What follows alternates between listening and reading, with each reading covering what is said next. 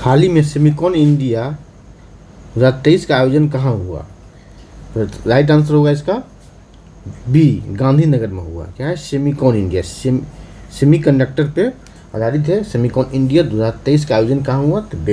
तो गांधीनगर में हुआ, गुजरात में हुआ। 28 जुलाई 2023 को हुआ, ठीक है, गांधीनगर में। सेमीकंडक्टर संयंत्र पर इसमें क्या गया फैसला किया गया है, पीएम मोदी ने इसमें घोषणा किया है कि सेमीकंडक्टर संयंत्र पर 50% की सब्सिडी दी जाएगी। कितनी? 50% की सब्सिडी दी जाएगी, ठीक है। और 2022 में बेंगलुरु में हुआ था, ठीक है। चलिए आगे बढ़ते हैं। 2 नंबर क्वेश्चन ये रहा कि वर्ष 2022 की गणना के अनुसार भारत में बाघों की संख्या कितनी हो गई है? राइट आंसर होगा बी, 3167 हो गया है, ठीक है। चलिए, तो कितनी प्रतिशत की वृद्धि हुई पूछा जा सकता है कि पिछले गणना के तुलना में इस बार की गणना जो हुई है उसमें कितनी की वृद्धि हुई है? तो 200 की वृद्धि हुई है। 200 की वृद्धि हुई है। इसका मतलब है कि पहले कितना था? पहले था 2967 था। 2967 से बढ़ करके हो गया है ना, 200 बढ़ करके हो गया 3167 हो गया है ये। और जब टाइगर की बात हो रही है, प्रोजेक्ट की बाघों की बात हो रही है, तो बाघों के संरक्षण के लिए प्रोजेक्ट टाइगर लाया गया 1973 में। कब? 1973 में, ठीक है। कहा था चर्चा में होता, पर्चा में होता, किसी तरह से आपसे क्वेश्चन पूछ लिया जाएगा। 1973 में प्रोजेक्ट टाइगर लाया गया। किस अधिनियम के द्वारा? तो वन जीव संरक्षण अधिनियम 1972 के द्वारा 1973 में प्रोजेक्ट टाइगर लाया गया। और अभी टोटल भारत में जो है 53 टाइगर रिजर्व है। चलिए, जब और बिहार में एक ही है वो वाल्मीकि नगर टाइगर रिजर्व, और दूसरा प्रस्तावित है, दूसरा पर काम चल रहा है। कहाँ? कैमूर टाइगर रिजर्व पर। चलिए, एक साथ और जान लीजिए कि दुनिया का 75% बाघ जो है भारत में है। भारत बाघों का देश है। अब बाघों का राज्य कौन सा है? एमपी बाघों का राज्य है। सबसे अधिक बाघ एमपी में है। चलिए आते हैं हम 3 नंबर क्वेश्चन पर। 3 नंबर क्वेश्चन है कि हाल ही में गोवर्धन योजना का उद्देश्य क्या है? हाल ही में शुरू की गई गोवर्धन योजना का उद्देश्य क्या है? देखिए, उद्देश्य क्या है, इस तरह सभी क्वेश्चन रहेगा आपको, ये स्टेटमेंट वाला, ठीक है। यह जैविक कचरे का वैज्ञानिक प्रबंधन करना, ये उद्देश्य है। बी है इसके जरिए नए संसाधन उत्पन्न करना, ये भी सही है। सी है ग्रामीण आबादी को आय का अवसर उपलब्ध कराना, ये भी सही है। राइट आंसर होगा उपयुक्त सभी सही है, ठीक है। इसके लिए एक ऐप भी जारी किया गया है, ठीक है। इसके लिए एक ऐप भी जारी किया है। और जल शक्ति मंत्रालय बीपीएससी के अध्यक्ष अतुल प्रसाद ने खुद कहा है कि अब क्वेश्चन जो आएंगे अंदर से आएंगे, इसलिए डीपली पढ़ाई करें। देखिए, डायरेक्ट क्वेश्चन नहीं रहेंगे, ठीक है। देखिए, तो इतना तो जान लीजिए। अब आपसे पूछा जा सकता है कि इसके नोडल मंत्रालय कौन है? तो जल शक्ति मंत्रालय, भारत सरकार का जल शक्ति मंत्रालय जो है, जल शक्ति मंत्रालय का पेयजल और स्वच्छता विभाग इसका नोडल एजेंसी के रूप में काम कर रहा है। और जितने बायोगैस प्लांट जो है इसके साथ रजिस्ट्रेशन करा रहा है। इसके द्वारा गोवर्धन योजना के लिए एक क्या किया है, एक ऐप जारी किया गया है। और ये बायोगैस प्लांट जो है सब इसके साथ अपना रजिस्ट्रेशन करा रहा है। अब आ रहा है चौथे क्वेश्चन पर। चौथा क्वेश्चन है कि हाल ही में अंडमान निकोबार द्वीप समूह के कितने द्वीपों का नाम परमवीर चक्र विजेताओं के नाम पर रख दिया गया है? राइट आंसर होगा सी। राइट आंसर होगा, राइट आंसर इसमें कोई नहीं, राइट आंसर होगा इसका 21 होगा। कितना? 21 होगा, ठीक है। ऑप्शन में नहीं है, राइट आंसर 21 होगा, ठीक है। कब किया गया? 23 जनवरी को किया गया है। 23 जनवरी को किया गया है। 23 जनवरी को किया गया है। किस जयंती पे, किस उपलक्ष्य पर? सुभाष चंद्र बोस के 126वीं जयंती के उपलक्ष्य में किया गया है, ठीक है। पराक्रम, और इसी 23 जून को मनाया जाता है पराक्रम दिवस मनाया था। क्या? पराक्रम दिवस बनाया जाता है। और इसी पराक्रम दिवस पे, है ना, पुरस्कार दिया था, गृह मंत्रालय द्वारा पुरस्कार दिया था। चलिए आते हैं अब अगले क्वेश्चन पर। पढ़ रहे हैं तो इसके साथ साथ आपको स्टैटिक के साथ भी आपको जोड़कर पढ़ना चाहिए करंट अफेयर्स को। जो 1943 में नेताजी ने पहली बार अंडमान निकोबार पर झंडा फहराया था। क्वेश्चन पूछा जाएगा, नेताजी ने पहली बार अंडमान निकोबार पर झंडा कब फहराया? तो 1943 में, या नेताजी सुभाष चंद्र बोस ने कहाँ पे 1900 कहाँ पे पहली बार झंडा फहराया था? तो अंडमान निकोबार द्वीप समूह पर। ठीक है। 5वां क्वेश्चन रहा कि विश्व की सर्वाधिक शक्तिशाली 100 महिलाओं की फोर्ब्स की सूची में निर्मला सीतारमण किस स्थान पर है? निर्मला सीतारमण कौन है? भारत के वित्त मंत्री है। राइट आंसर होगा ए, 36वें स्थान पर है। और भारत में टॉप 100 में कितनी महिलाएं हैं? तो 6 महिलाएं हैं। इसमें से निर्मला सीतारमण भी एक है और 36वें स्थान पर है। अब आते हैं अगले क्वेश्चन पर। चलिए 6 नंबर क्वेश्चन है कि 22वां फीफा विश्व कप की मेजबानी किसने की? तो राइट आंसर होगा सी, कतर ने किया था मेजबानी किसने किया था? मेजबानी कतर ने किया था। चलिए, और तो विजेता कौन रहा? अर्जेंटीना रहा है विजेता। ठीक है, इसके साथ साथ विजेता के नाम भी जान ले। विजेता रहा अर्जेंटीना, उप विजेता रहा फ्रांस। ठीक है। चलिए, ये क्या है? 22वां है। तो 23वां कहाँ होगा? 23वां खेल जो होगा वो अमेरिका में होगा। 23वां फीफा वर्ल्ड कप जो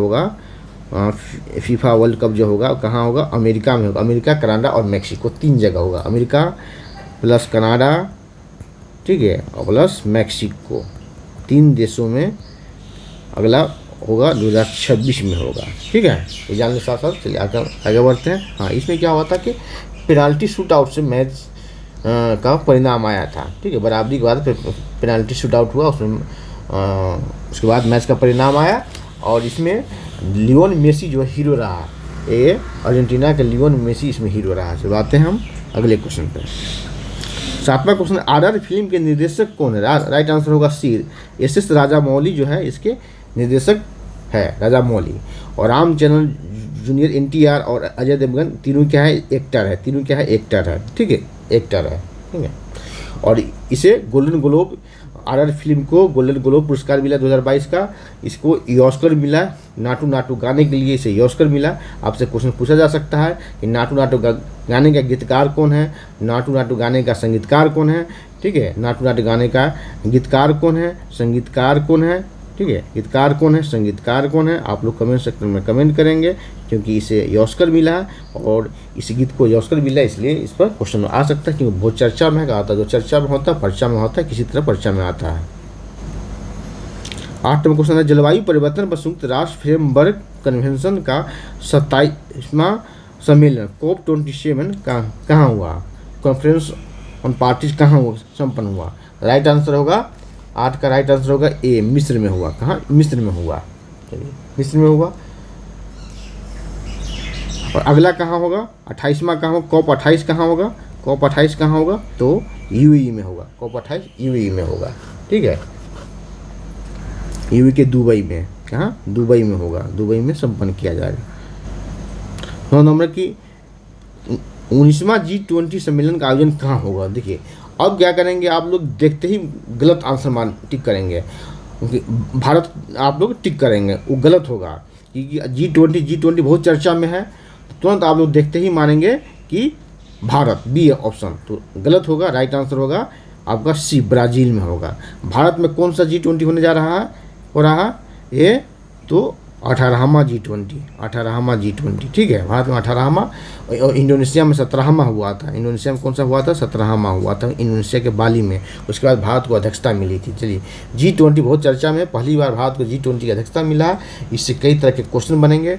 इसके लोगों के बारे में पूछा जाएगा, इसके थीम के बारे में पूछा जाएगा। ठीक है, इसकी संगठन कब हुआ, इसका गठन कब हुआ, G20 का सचिवालय कहाँ है? तो G20 का सचिवालय कहीं नहीं, इसके कहीं परमानेंट सचिवालय नहीं, हेडक्वार्टर नहीं है। चलिए, इस पर आगे भी आपको क्वेश्चन मिलता रहेगा। ठीक है, और इस पर कई तरह के क्वेश्चन बन सकते हैं। जितने तरह के क्वेश्चन बन सकते हैं सभी को करके जाएंगे एग्जाम में। चलिए, अब आते हैं हम 10वें क्वेश्चन पे। 10वां क्वेश्चन है कि क्रय शक्ति के आधार पर विश्व में भारत की अर्थव्यवस्था है। कौन सी अर्थव्यवस्था है? तो आप देखते हैं यहाँ भी गलत करेंगे, 5वीं मानेंगे, लेकिन राइट आंसर होगा बी, तीसरी अर्थव्यवस्था है। 5वीं जो है विनिमय दर पर, 5वीं विनिमय दर पर और क्रय शक्ति पर तीसरी सबसे बड़ी अर्थव्यवस्था है। ठीक है, इसी तरह से ऑप्शन देकर के आपको फंसाया जाता है एग्जाम में। 11 नंबर क्वेश्चन है कि एक रिपोर्ट के अनुसार बिहार का सर्वाधिक कामगार कहाँ प्रवास करता है? बिहार स्पेशल के करंट अफेयर्स हो गया। राइट आंसर होगा बी, सऊदी अरब में। कहाँ? तो सऊदी। बिहार का सर्वाधिक कामगार कहाँ निवास करता है? तो सऊदी अरब। इस तरह का क्वेश्चन आता है और 67वीं बीपीएससी में क्वेश्चन आया था जैसे कि भारत का सर्वाधिक कामगार कहाँ निवास करता है, प्रवास करता है, तो यूएई था। हाँ, भारत का समग्र रूप से भारत का समग्र रूप से कहाँ रहता है सबसे अधिक? तो यूएई में आता है डेटा के अनुसार, ठीक है। लेकिन बिहार का कहाँ? तो बिहार का सऊदी अरब में रहता है। अब बिहार के किस जिले से सर्वाधिक कामगार विदेश में प्रवास करते हैं? सऊदी अरब में चाहे यूएई में प्रवास करते हैं सबसे ज़्यादा, दूसरे देश में प्रवास करते हैं। जिला का नाम है सीवान। क्या नाम है? नोट कर लेंगे, सीवान। इसलिए सीवान में इंटरनेशनल एयरपोर्ट की मांग हो रही है क्योंकि सीवान से सर्वाधिक कामगार जो गल्फ कंट्रीज में प्रवास करते हैं, रोजी रोटी की तलाश में गए हैं। चलिए आगे बढ़ते हैं हम। 12 नंबर क्वेश्चन है कि हाल ही में बिहार सरकार ने शिक्षा बजट को 21% बढ़ाकर कितना कर दिया? राइट आंसर होगा ए 25। ठीक है, आपसे इस पर कई तरह के क्वेश्चन आएंगे। ये कितना से बढ़ाकर कितना किया है? तो 21% से बढ़ाकर 25% किया गया है। कहेगा कितने प्रतिशत की बढ़ोतरी की गई है? इंक्रीमेंट किया गया तो 4% की बढ़ोतरी की गई। ठीक है, 4% की बढ़ोतरी की गई इसमें, 4% की इसमें। ठीक है,